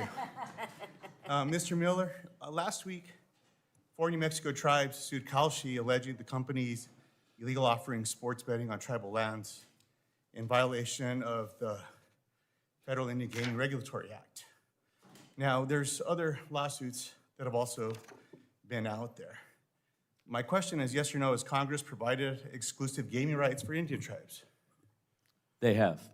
And is it your belief that some of these sports betting and other predictive models are in violation of state and federal gaming laws by operating on tribal land? I do believe that's true. So is there agreement on the panel that Congress needs to do something to weigh in here? Mr. Miller? My view is Congress needs to reaffirm the rights of states and tribes. Ms. Thomas? I agree with Mr. Miller. Mr. Sadin? Sadin, sorry. It's okay. My perspective is anyone that's offering markets on sports, no matter what, should be engaging in some type of control to make sure the integrity of the sport is preserved. Representative? I believe we have to see the CFTC rulemaking that's going on. And if Congress wants to step in and assert its authority, we welcome the conversation. But as for now, the courts and the Third Circuit in particular has given prediction markets this capacity to offer these contracts. Should these folks be able to advertise to kids? No, and the members of our coalition do not. Number one, there's a solid ban at 18. Congress can debate what is the appropriate option for securities, for commodities, for whatever it is in society. We would like to be engaged in that conversation if Congress wants to do that. But for our markets, for prediction markets, they comply with market surveillance, AML requirements, know your customer requirements. All of our members maintain an active ban list of folks that we've coordinated with leagues. We'd like to have relationships with all of them to ban folks that are insiders as designated by the people they work with or work around. And we maintain that by using technologies like I360, other surveillance techniques like geolocation. And in particular, when it comes to tribal issues, I think it's very important that anyone who's engaged with tribes respect their treaty rights that have been longstanding in this country and have been and should be affirmed by the courts and Congress. I appreciate your thorough response on that last one. I should have said Mr. Chairman, but it's always good to see you, Patrick. Dr. Levant? Congress most certainly, and I think this hearing proves it, must certainly step in with prediction markets, but Congress needs to go further. And this is where I come back to my disagreement with Mr. Miller and the AGA. It's ironic to me that the AGA is asking Congress for help with prediction markets, but yet telling you at the same time you have no role in regulating sports betting. There needs to be minimum federal safety standards enacted governing sports betting, which will also recognize the sovereignty of states to go further if they like. But this is too big, involving too many entities. There's no way to prevent harm without Congress stepping in and creating minimum federal safety standards, sir. I agree with that, sir. Now, Madam Chair, while I know this hearing is on the subject of sports betting integrity in America, there's one thing I wanted to raise today, because it's sports betting proximate. And maybe there's some folks in this room that like to collect trading cards, baseball cards, soccer cards, Pokemon cards, cards of cards. There's even cards of members of the Senate and the House of Representatives. The reason I'm raising this is I don't know how many of you, has anyone in this room heard about whatnot.com? Anybody? I see a few yeses. Look, this is a company that's being sued right now over illegal lottery and gambling. And what they do is you buy into this website and they draw your name, they spin whatever the hell that they do, and they let kids start doing this with credit cards. And people have gotten in debt. And I just certainly hope that when we choose to clamp down on protecting kids, that we do it in all these spaces. This is ridiculous that people are getting addicted to this kind of nonsense, that kids are getting in debt, they're getting their parents in debt, they're driving up credit cards. And I certainly hope these people get put out of business with the kind of nonsense with what they're doing to prey on some of the most vulnerable people in America. I do not want to distract from this important hearing on what we're doing here. But Madam Chair, I know this is an area of interest when we talk about kids. I just certainly hope that we can dig in, we can ask the experts, and we can look at this, and that we don't forget about people like this that are also preying on kids as well. So thank you for the indulgence, for the time, and everyone that's here today. I really appreciate your time today. Well, you raise an important point, and what we do have to realize is there are laws and there are rules in the physical space over certain activities, but in the virtual space, there are no laws or rules. And as I have many times said, product safety design exists in every single industrial sector in this country except in the virtual space. If you buy a car, there are safety standards. They don't tell you how to drive the car, but they tell you the car is safe to drive. And what we're seeing is growth in these industries where the standards have not been put in place and the industries have taken off on their own. And then regulation is being discussed on the backside. Dr. Levant, I said I would come back to you, and I do want to go to on this issue of advertising to children. I know Mr. Miller says they don't. Congressman McHenry says they don't. But we know the dirty truth of a lot of this is they are on these websites that are targeting children and are trying to build databases of children. Eyeballs, the number of eyeballs, the amount of time they capture them, the amount of time they're online, then that is going to give them richer data. That richer data is worth more money. So the issue of where children engage with these activities is a part. Senator Lujan just mentioned it. Senator Cantwell just mentioned it. Senator Curtis is looking at this issue.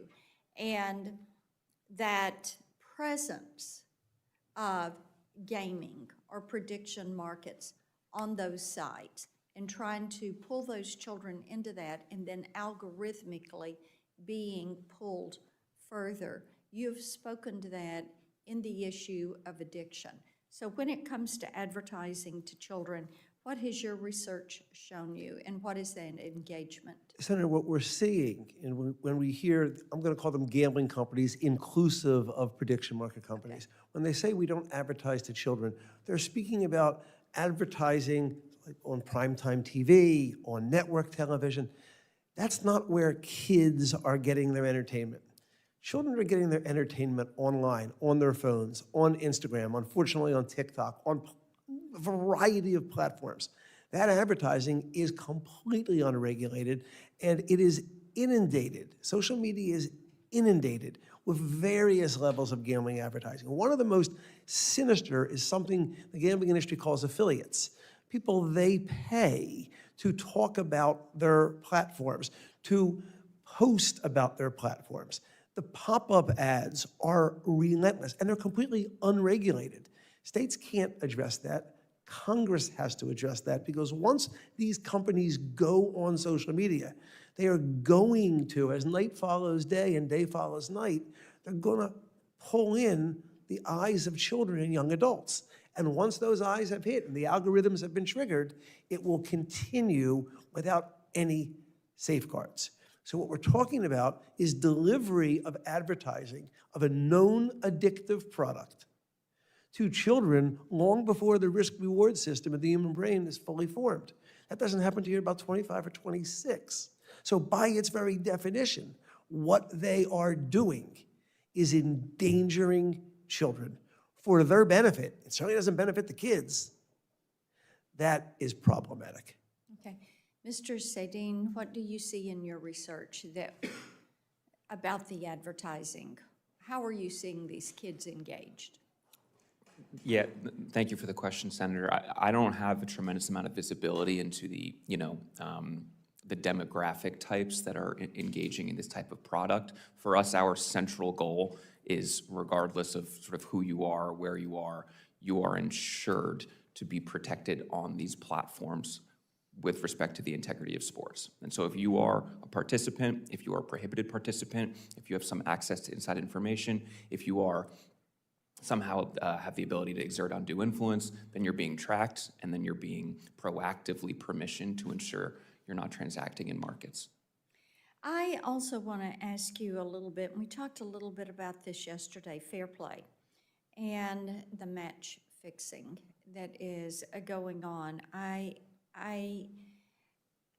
wonder what your take is and how instructive you think what you've seen in that is to the broader sports and to the micro-targeting that is going on. I mean, I think generally speaking, individuals who are closest to the level of play, the sport themselves, are the ones that are most vulnerable, the ones that are at the most risk, right? So whether that be collegiate stakeholders, student athletes, administrators, trainers, coaches, equipment managers, et cetera, they are the ones that are the most vulnerable to bad actor harm and threats and approaches. And so I think getting them educated to make sure that they know how to deal with those types of threats and vulnerabilities is essential. Okay. Congressman McHenry, I think there's been a lot of discussion around the CFTC as the sole regulator, but we know there are lawsuits that are in the states. I think Tennessee has an active lawsuit right now. So I believe that our state regulators and our state's attorneys general have a role to play in protecting consumers from harm. So you pivot toward only the CFTC. So how are your members engaging? Because if you don't have this comprehensive coverage at the federal level, the protection does lie with the states. So why would they not engage with the states to make certain that consumers are protected? Because they adhere to higher standards than what is the average state standard. give you one example. In the states that have legalized gambling, there are a dozen that do not ban advertising to children. So at the state level, it's imperfect as well. You have 35 states that allow sports books in their state regime. What we have with the CFTC is a requirement for know your customer, anti-money laundering, market surveillance. The regulator approves contracts before they go on the market. Then within 24 hours, they can unwind those contracts if they think there's fraudulent activity. They have the ability to ban certain types of contracts. You have the CFTC engaged with the leagues on data sharing. You have products like i360 that our members use to ensure that they police against insider trading and fraudulent activity. We do have very high standards for the members that are part of our coalition. So to say that there's no federal standard in this realm is not true. In the general realm that you're describing, the broader digital realm, you're absolutely right. It is a very complicated space. But for these regulated prediction markets, what they're doing is using new technology to access a very old type of exchange of a swaps market that has been around for 100 years, has been regulated at the state level, then to the federal level with the creation of the CFTC. So this is a time-honored set of things with new contracts offered with a new piece of technology. And with that, we do have struggles of how it develops, and the rulemaking regime that is ongoing at the CFTC is very important to get right, so we do have the best consumer protection available and possible. Thank you. Senator Hickenlooper. Thank you, Madam Chair. Dr. Levant, I've got a couple questions for you. Obviously, 35 states, including Colorado and Tennessee, prohibit gamblers from borrowing money to make wagers. And these rules exist to protect consumers so they don't end up trapped in a cycle of debt and dealing with their addiction and paying off loans. Kalshi recently asked the CFTC for approval to offer its consumers these same admittedly risky loans so they can place bets using money they don't have. This week we sent a letter to the CFTC urging them to reject Kalshi's application. Based on your experience working with people affected by problem gambling, is it dangerous for consumers to borrow money to bet on prediction markets? It's extremely dangerous. No one should be borrowing money to gamble with, period. In addition to that, I will tell you who does borrow money to gamble. Addicts borrow money to gamble, and people prone to addiction borrow money to gamble. All right, thank you. I agree with that. Let me also ask you, since I've got you on the mic, comeback programs, often